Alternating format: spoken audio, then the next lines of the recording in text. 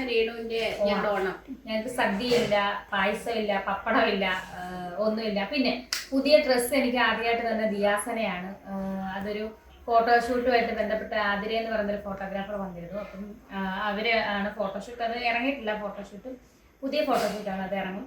അപ്പം അന്ന് ഒരു അടിപൊളി ഗിഫ്റ്റ്, ഒരു സെറ്റ് സാരി അത് വളരെയധികം സന്തോഷം. എനിക്ക് ആദ്യമായിട്ട് തന്നാണ് ദിയാസന. അതാണ് നമ്മൾ കഴിഞ്ഞ വർഷം ഇവരോർത്ത് ഞാൻ ബിഗ് ബോസിനായിട്ട് ഇവരിവിടെ ഓണാഘോഷം. അപ്പം ഇവരോർത്ത് അടുത്ത വർഷം ഞാൻ വന്നിട്ട് നമുക്ക് ഒരുമിച്ച് ഓണം ആഘോഷം. പക്ഷെ അതല്ല ദൈവത്തിന്റെ പദ്ധതി, അതല്ലായിരുന്നു.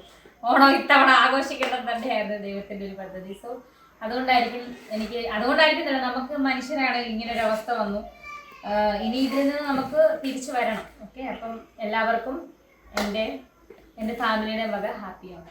ഹലോ, നമസ്കാരം, welcome back to my YouTube channel രേണുസുധിയാണ്. അപ്പം ഞങ്ങൾക്ക് ഇത്തവണ 2026 ഓണമില്ല, നിങ്ങൾക്കറിയാമല്ലോ. കാരണം എനിക്ക് ക്യാൻസർ ട്രീറ്റ്മെൻറ്റ് നടന്നുകൊണ്ടിരിക്കുകയാണ്. അപ്പം ഇത്തവണ ഞങ്ങൾക്ക് ഓണം നഹി അപ്പോൾ ഇത്തവണ നാളെ ഞങ്ങൾക്ക് ഫോർത്ത് കീമോ ആണ് എൻ്റെ. നാളെ രാവിലെ ഞങ്ങൾ ഹോസ്പിറ്റൽ വെളുപ്പിനെ പോകും. കീമോയും ആൻറ്റിബോഡിയൊക്കെ എടുത്തു കഴിഞ്ഞാൽ പിന്നെ ഒരു 12 ദിവസത്തേക്കിന് കിടപ്പ് തന്നെ ആയിരിക്കും. അപ്പം 2-3 ദിവസത്തേന് ഞങ്ങൾ എന്തായാലും അഡ്മിറ്റ് ആയിരിക്കും ഹോസ്പിറ്റലിൽ. അതുകൊണ്ട് ഇത്തവണ ഓണമില്ല. അതുകൊണ്ട് ഇന്ന് ഞാനും ചേച്ചിയും വന്നത് ഓണത്തിൻ്റെ ചില വിശേഷങ്ങളൊക്കെ പങ്കുവയ്ക്കാനാണ്. അപ്പോൾ ഞങ്ങൾ നാളെ രാവിലെ ഇവിടുന്ന് ഹോസ്പിറ്റലിലോട്ട് പോകും. രേണുവിൻ്റെ 4th കീമോയാണ്. പിന്നെ ഞങ്ങൾക്ക് ഈ പ്രാവശ്യം അവൾ പറഞ്ഞ പോലെ ഓണമൊന്നുമില്ല. പിന്നെ ഇപ്പോൾ എന്താണെന്ന് വെച്ചാൽ ഞങ്ങളിപ്പോൾ ഇതിൽ പറയാൻ കാരണം, ഞങ്ങളെ സ്നേഹിക്കുന്ന, രേണുവിനെ സ്നേഹിക്കുന്ന ഒരുപാട് പേരുണ്ട്.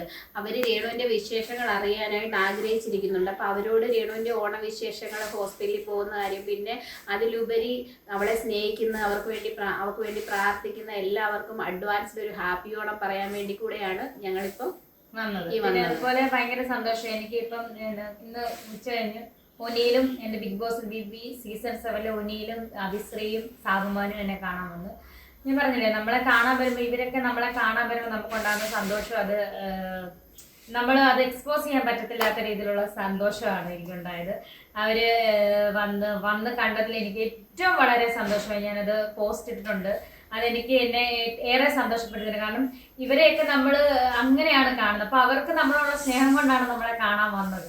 അത് എൻ്റെ ലൈഫിലെ ഏറ്റവും വലിയ സന്തോഷമായിട്ട് കാണുന്നു. ഞാൻ നാളെ കീമോയ്ക്ക് പോകുന്നതിന് മുന്നേ അവരെന്നെ വന്ന് കണ്ടു. ഭയങ്കര സന്തോഷം. പിന്നെ എനിക്കൊരു വിഷമമുള്ള ഈ അസുഖമായിട്ട് അവർ കാണാൻ വരുമ്പോൾ നമുക്കൊരു അവരോട് എന്താ പറയാ, സന്തോഷിക്കാനൊന്നും പറ്റത്തില്ല. പക്ഷെ അവരിവിടെ വന്നിട്ട് എന്നോട് പറയാം, എന്ത് അസുഖം രേണു ചേച്ചിക്ക്, സാമ പറയാം, രേണു ചേച്ചിക്ക് ഒന്നുമില്ല, രേണു ചേച്ചി തിരിച്ചു വരും. അതുപോലെ ഒനിയിലും പറഞ്ഞു, അതുപോലെ അഭിശ്രീയും പറഞ്ഞു, ഒന്നുമില്ല, നീ അല്ലാതെ വേറെ ആരും തിരിച്ചു വരാനാടി. അഭിശ്രീ പറയാം, നീ അത്ര എന്താ പറയാ സ്ട്രോങ് ലേഡി അല്ലേ, നീ തിരിച്ചു വന്നിരിക്കും.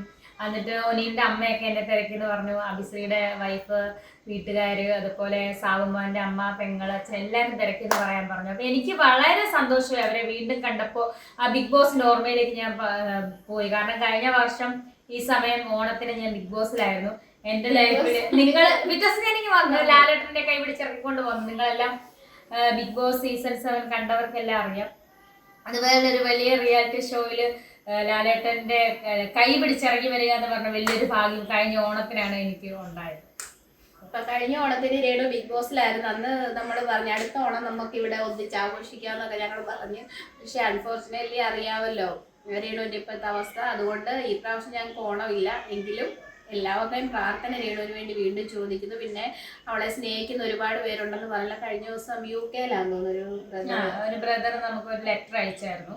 ബ്രദറിന് അറിയില്ല, ഞാൻ ഓൾറെഡി ബാപ്റ്റിസം ഒക്കെ കഴിഞ്ഞതാണ് എൻ്റെ. സോ ബ്രദറിന് അറിയില്ല, ഞാൻ ഓൾറെഡി ഒരു വർഷങ്ങൾക്ക് മുന്നേ നഴ്സിംഗ് പഠിക്കാൻ പോയ സമയത്ത് എൻ്റെ ബാപ്റ്റിസം +2 കഴിഞ്ഞപ്പോൾ കഴിഞ്ഞതാണ്. സോ പിന്നെ ദൈവത്തെ മുറുകെ പിടിക്കുന്ന ഒരുപാട് പേര് പ്രാർത്ഥിക്കാൻ ഇവിടെ ഒരു സിസ്റ്ററും പാസ്റ്ററും വരാറുണ്ട്. അവർ വരാറുണ്ട്. പിന്നെ ഒരുപാട് പേര്, കഴിഞ്ഞ ദിവസം വേറൊരു ദൈവദാസൻ എറണാകുളത്ത് നിന്ന് ഇവന്നെ വന്ന് കണ്ടു, പ്രാർത്ഥിച്ചു. അപ്പോൾ ഒരുപാട് ദൈവമക്കളും വന്ന് പ്രാർത്ഥിക്കാറുണ്ട്. അതുപോലെ കൊല്ലത്തു നിന്ന് ഒരു ചേച്ചി വന്ന് എനിക്ക് വേണ്ടി പ്രാർത്ഥിച്ചു. ചേച്ചിക്ക് ക്യാൻസർ ആയിരുന്നു വർഷങ്ങൾക്ക് മുന്നേ. ചേച്ചി ഇപ്പോൾ ഓൾറെഡി, ചേച്ചിയുടെ മുടി കണ്ടിട്ട് ഞാൻ ഞെട്ടിപ്പോയി. കീമോ കഴിഞ്ഞ് മുടി വെട്ടിയ ചേച്ചിക്ക് ഇപ്പോൾ ഇത്രയും മുടി കിട്ടി. എനിക്ക് ഭയങ്കര ഹാപ്പിയായി. എൻ്റെ മുടിയുടെ കാര്യം അറിയാമല്ലോ. അപ്പോൾ കീമോ കഴിഞ്ഞ മുടിയെല്ലാം പോയി, വളരത്തില്ല. പക്ഷെ കീമോ കഴിഞ്ഞ് ഞാൻ മുടിയൊക്കെ വളർന്നിട്ടൊരു വരും. അതെ. പിന്നെ എനിക്ക് ഭയങ്കര ടെൻഷനാണ്. 3 കീമോ ഒക്കെ കഴിഞ്ഞ്, എങ്കിൽ പോലും കീമോ എന്ന് പറയുമ്പോൾ തലേദിവസം ഭയങ്കര ഒരു ടെൻഷനാണ്. പക്ഷെ ഡോക്ടേഴ്സ് ദൈവതുല്യരായിട്ടുള്ള ഡോക്ടേഴ്സാണ് നമ്മളെ നോക്കുന്നത്. സോ അവർ എന്തായാലും അവർ എൻ്റെ അടുത്ത് ഉറപ്പ് തന്നിട്ടുണ്ട് തിരിച്ചു വരുമെന്ന്. അപ്പം ഞാൻ വളരെ വളരെയധികം ഹാപ്പിയാണ്. എനിക്ക് എൻ്റെ മനസ്സിൽ തന്നെ ഉണ്ട് ഞാൻ തിരിച്ചു വരും എന്നുള്ളത്. രേണുവിനെ സ്നേഹിക്കുന്ന എല്ലാവർക്കും ഞങ്ങളുടെ അഡ്വാൻസ് ഹാപ്പി ഓണം. അതെ, എല്ലാവർക്കും നമ്മുടെ രമ്യ ചേച്ചി പറഞ്ഞ പോലെ ഒരുപാട് പേര് നമ്മളെ സ്നേഹിക്കുന്നവരുണ്ട്. അപ്പം പ്രത്യേക പ്രാർത്ഥന ഓർക്കണം. ഞാൻ അങ്ങനെ അധികം ഇപ്പോൾ ഫുഡ് കഴിക്കാനൊന്നും തോന്നി. ഈ കീമോ കഴിഞ്ഞപ്പോൾ കഴിഞ്ഞ കീമോ കഴിഞ്ഞപ്പോൾ ഞാൻ നന്നായിട്ട് ഫുഡ് കഴിച്ചു. ഈ കീമോ കഴിഞ്ഞപ്പോൾ എനിക്ക് ഫുഡ് കഴിക്കാൻ തോന്നുന്നില്ല. ഓരോരോ പ്രശ്നങ്ങളാണ്, എനിക്ക് തോന്നുന്നില്ല, ഇറക്കാൻ തോന്നുന്നില്ല. ഞാനത് ചവച്ചോണ്ട് ഞാനത് കളയുന്നതായിട്ടാണ് എനിക്കൊരു ഫീൽ. എനിക്ക് തോന്നുന്നില്ല. ഞാൻ നല്ലതായിട്ട് വെയിറ്റ് കുറഞ്ഞിട്ടുണ്ട്, വെയിറ്റ് ലോസ് ആയി, ഹിമോഗ്ലോബിൻ കുറഞ്ഞു. അപ്പം കുറച്ച് പ്രശ്നങ്ങളൊക്കെ ആയിട്ടിരിക്കുകയാണ്. അപ്പം നാളെ ഡോക്ടറെ ഇതെല്ലാം റിസൾട്ടെല്ലാം കാണിക്കണം. അപ്പം നിങ്ങളുടെ എല്ലാവരുടെ പ്രാർത്ഥന, നല്ല ആളുകളുടെ മാത്രം പ്രാർത്ഥന മാത്രം എനിക്ക് മതി ഞാൻ തിരിച്ചു വരാം. അപ്പം നിങ്ങളെല്ലാവരും പ്രാർത്ഥിക്കുക. ഇപ്പം തന്നെ എനിക്ക് തോന്നുന്നത് എൻ്റെ എന്താ പറയുക, ക്യാൻസർ ജേർണി ഒരു പകുതി വരെ നടുക്ക് വശമായിട്ടുണ്ട്. തേർഡ് പകുതി കഴിഞ്ഞു. ഇനി ഒരു കുറച്ച് ട്രീറ്റ്മെൻറ്റ്, 3 കീമോ, സർജറി, റേഡിയേഷൻ എത്രയാണെന്ന് അറിയില്ല. അതോടുകൂടി ഞാൻ പഴയതുപോലെ എൻ്റെ ഷൂട്ടും കാര്യങ്ങളൊക്കെ ആയിട്ട് തിരിച്ച് ഞാൻ വന്നിരിക്കും. അതിനും കൂടുതൽ എനിക്കൊരു ബിസിനസ് തുടങ്ങാൻ ആഗ്രഹമുണ്ട്. ഇതെല്ലാം ഇപ്പോഴല്ല, ഈ ട്രീറ്റ്മെൻറ്റ്, ക്യാൻസർ ട്രീറ്റ്മെൻറ്റ് എല്ലാം കഴിഞ്ഞതിന് ശേഷം അതൊക്കെ ഒരു ബിസിനസ്സിലേക്കൊക്കെ കടക്കണമെന്ന് ആഗ്രഹമുണ്ട്. പക്ഷെ നിങ്ങളുടെയൊക്കെ സപ്പോർട്ട്, നിങ്ങളുടെയൊക്കെ പ്രാർത്ഥന വേണം. ഇപ്പോൾ ഓണം എല്ലാവർക്കും എൻ്റെ ഫാമിലിയുടെയും വക ഓണാശംസകൾ. പിന്നെ ഋതപ്പൻ്റെ ബർത്ത്ഡേക്ക് സന്തോഷം എന്ന് പറയുന്നത് ഋതപ്പൻ്റെ ബർത്ത്ഡേ ആയിരുന്നു. അപ്പം എൻ്റെ സുഹൃത്തുക്കളും സഹോദരങ്ങളുമായ ഒനിയിലും അഭിശ്രീയും സാബുമാനും അപ്രത്യക്ഷമായിട്ടാണ് വന്നത്. എന്നെ കാണാനാണ്. പക്ഷേ ഋതപ്പൻ്റെ ബർത്ത്ഡേ ആണെന്ന് അറിയത്തില്ലായിരുന്നെങ്കിൽ വളരെയധികം സന്തോഷത്തോടു കൂടി കേക്ക് മുറിക്കാനും ഋതപ്പനെ സന്തോഷിപ്പിക്കാനും വീട്ടുകാരുമായിട്ട് ഫോട്ടോ എടുക്കാനും ഒക്കെ സാധിച്ചു. അവർക്കൊക്കെ, എൻ്റെ വീട്ടുകാർക്കൊക്കെ അവരെ 3 പേരെയും ഭയങ്കര ഇഷ്ടം. എല്ലാവരെയും ഇഷ്ടമാണെങ്കിൽ അവരെ 3 പേരെയും പ്രത്യേക ഇഷ്ടമുള്ളവരാണ്. അപ്പം അവർ വരാൻ ഞാൻ പറഞ്ഞില്ല, നമ്മൾ പ്രതീക്ഷിക്കാത്ത ആൾക്കാരൊക്കെയാണ് നമ്മളെ കാണാൻ വരുന്നത്. പക്ഷേ ഇവരെ ഞാൻ പ്രതീക്ഷിച്ചായിരുന്നു, കാരണം എൻ്റെ ഫ്രണ്ട്സാണ്. ഞങ്ങൾ ബിഗ് ബോസിൽ നിന്ന് ഇറങ്ങിയിട്ട് ഞാൻ കോൺടാക്റ്റ് ഉള്ളതാണ്. എന്നെ സംബന്ധിച്ച് ഞാൻ എന്നും ഫോൺ വിളിക്കാറൊന്നുമില്ല ആരെയും. എൻ്റെ സൗഹൃദം എന്ന് പറഞ്ഞാൽ നേരിട്ട് കാണുമ്പോൾ സൗഹൃദമാണ്. അപ്പം ഇന്ന് അഭിശ്രീ എന്നോട് പറഞ്ഞു, നിന്നെ ഫോൺ വിളിച്ചിട്ട് നീ എടുക്കുന്ന പോലും. ഞാൻ പറഞ്ഞാൽ ഞാൻ അങ്ങനെയുള്ള ഒരു ടൈപ്പാണ്, ഞാൻ അങ്ങനെ ഫോൺ വിളിച്ച് എടുക്കത്തില്ല എന്ന് പറഞ്ഞു. അപ്പോൾ എന്തെങ്കിലും അത്യാവശ്യം ഉണ്ടെങ്കിൽ പ്രത്യേകിച്ച് എടുക്കണമെന്ന് പറഞ്ഞു. ഞാൻ ശരി അഭിശ്രീ എന്നൊക്കെ പറഞ്ഞു. എന്തായാലും വളരെ സന്തോഷം. ഈ ഒരു വ്ലോഗ് ഒരു എന്താ പറയാ, ഓണം സ്പെഷ്യലായിട്ട് നിങ്ങൾ എടുക്കുക. കാരണം നമുക്ക് ഇതാണ് ഈ പ്രാവശ്യം രേണുവിന്റെ ഓണം. ഞങ്ങൾക്ക് സദ്യയില്ല, പായസമില്ല, പപ്പടമില്ല, ഒന്നുമില്ല. പിന്നെ പുതിയ ഡ്രസ്സ് എനിക്ക് ആദ്യമായിട്ട് തന്നെ ദിയാസനയാണ്. അതൊരു ഫോട്ടോഷൂട്ടുമായിട്ട് ബന്ധപ്പെട്ട് ആതിര എന്ന് പറയുന്നൊരു ഫോട്ടോഗ്രാഫർ വന്നിരുന്നു. അപ്പം അവര് ആണ് ഫോട്ടോഷൂട്ട്. അത് ഇറങ്ങിയിട്ടില്ല ഫോട്ടോഷൂട്ട്, പുതിയ ഫോട്ടോഷൂട്ടാണ്, അത് ഇറങ്ങും.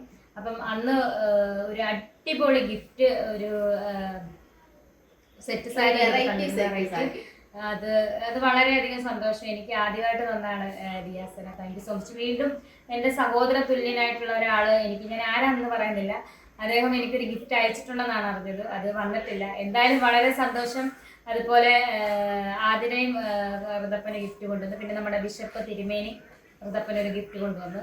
അപ്പം നമ്മൾ പ്രതീക്ഷിക്കാത്തവർ, അതാണ് ഞാൻ പറയുന്നത്, നമ്മൾ പ്രതീക്ഷിക്കുന്നവരല്ല നമുക്ക് വേണ്ടി നമ്മളെ സന്തോഷിപ്പിക്കുന്നത്, പ്രതീക്ഷിക്കാത്തവരാണ് നമ്മളെ സന്തോഷിപ്പിക്കുന്നത്. സോ ഞങ്ങൾ വളരെ ഹാപ്പിയാണ്. പിന്നെ അതുപോലെ അവൻ്റെ ചേട്ടനും ചേച്ചി, ഋതപ്പൻ്റെ ചേട്ടനും ചേച്ചി, അതായത് ലെബനോനും ലുധിയാമയും ഗിഫ്റ്റ് കൊടുത്തു. അപ്പോൾ അതാണ് ഭയങ്കര സന്തോഷമാണ്. ഋതപ്പൻ വളരെ ഹാപ്പിയാണ്. അവൻ 7 വയസ്സിലേക്ക് കയറിയിരിക്കുകയാണ് ഗൈസ്. അപ്പം എന്താ പറയുക, അവൻ ഇനിയും ആയുസ്വാരോഗ്യമുള്ള ദൈവം കൊടുക്കട്ടെ. അത് കാണാൻ എനിക്കും ഇടയാകട്ടെ. അവൻ്റെ ഓരോ ചുവടുവെപ്പുകളും കാണാൻ ദൈവം എനിക്കും ഇട തരട്ടെ. അതാണ് നമ്മൾ കഴിഞ്ഞ വർഷം ഇവരോർത്ത് ഞാൻ ബിഗ് ബോസിനായിട്ട് ഇവരിവിടെ ഓണാഘോഷപ്പം ഇവരോർത്ത് അടുത്ത വർഷം ഞാൻ വന്നിട്ട് നമുക്ക് ഒരുമിച്ച് ഓണം ആഘോഷിക്കും. പക്ഷേ അതല്ല ദൈവത്തിൻ്റെ പദ്ധതി, അതല്ലായിരുന്നു. ഓണം ഇത്തവണ ആഘോഷിക്കേണ്ടത് തന്നെയായിരുന്നു ദൈവത്തിൻ്റെ ഒരു പദ്ധതി. സോ അതുകൊണ്ടായിരിക്കും നമുക്ക് മനുഷ്യരാണ് ഇങ്ങനൊരു അവസ്ഥ വന്നു. ഇനി ഇതിൽ നിന്ന് നമുക്ക് തിരിച്ചു വരണം. ഓക്കെ, അപ്പം എല്ലാവർക്കും എൻ്റെ ഫാമിലിയുടെ വക ഹാപ്പിയാണ്.